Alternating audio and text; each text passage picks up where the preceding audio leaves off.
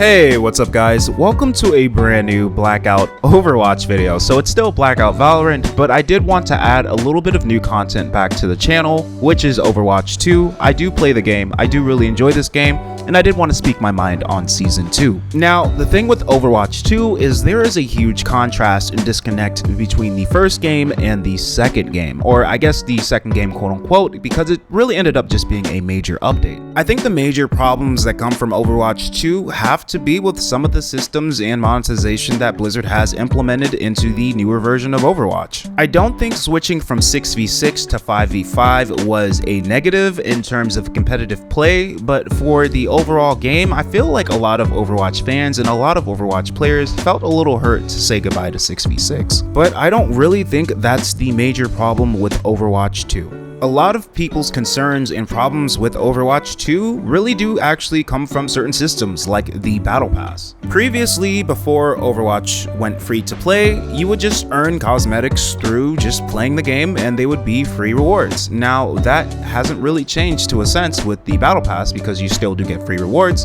but the rewards have been reduced by a huge metric ton.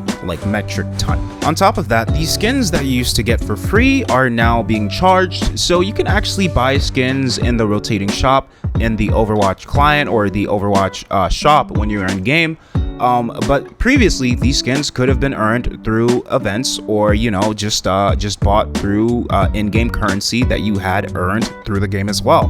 The monetization has been upped so much that it's really just kind of hurt the player experience. Then when we get into things like maps and new heroes and the game being titled Overwatch 2, it really didn't feel like a huge update because if you think about it, we didn't really get any new characters for a little over 2 years, I'm pretty sure. Then Blizzard goes on to make a really big deal about releasing 3 brand new characters that people were technically kind of already expecting because Junker Queen was already fairly popular within the Overwatch 2 community or the Overwatch community. And so was kind of Sojourn, but she was kind of hitting the background a little bit. But in the end, we only got 3 brand new characters for a game that hadn't been updated for two and a half years. On top of that, the new maps were also very minimal, and it definitely just kind of felt like an insult because I don't think people have an inherent problem with Overwatch 2. I don't think the core of the game is the problem.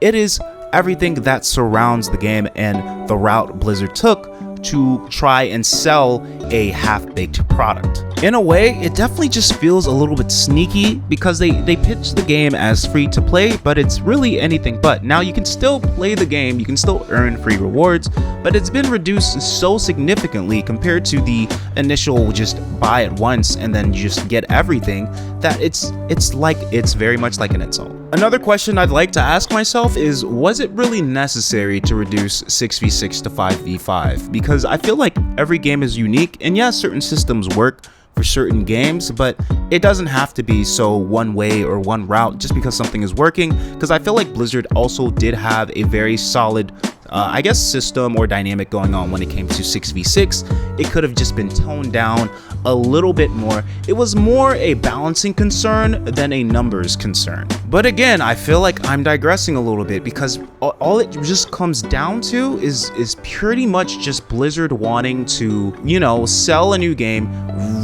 reimagine the monetization for Overwatch 2, readjust some of these systems so at least they can get more consistent income while they're updating the game.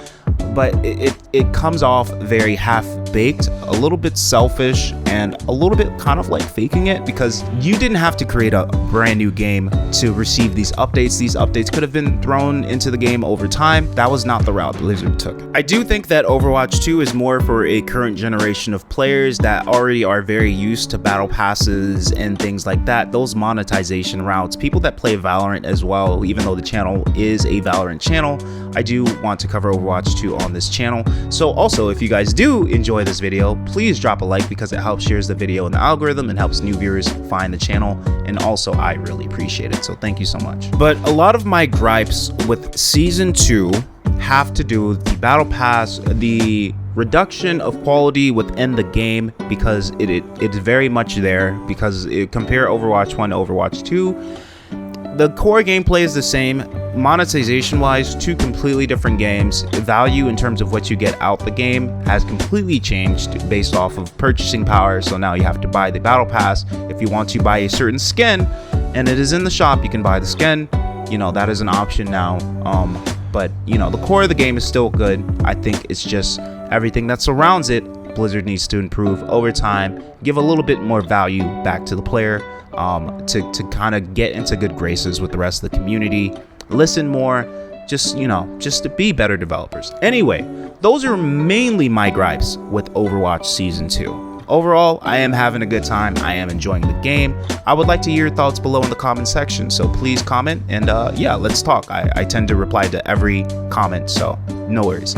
Anyway, guys, my name is Blackout Valorant. Thank you for watching this new Overwatch 2 video, and I will catch you guys in the next one. As always, till next time, peace.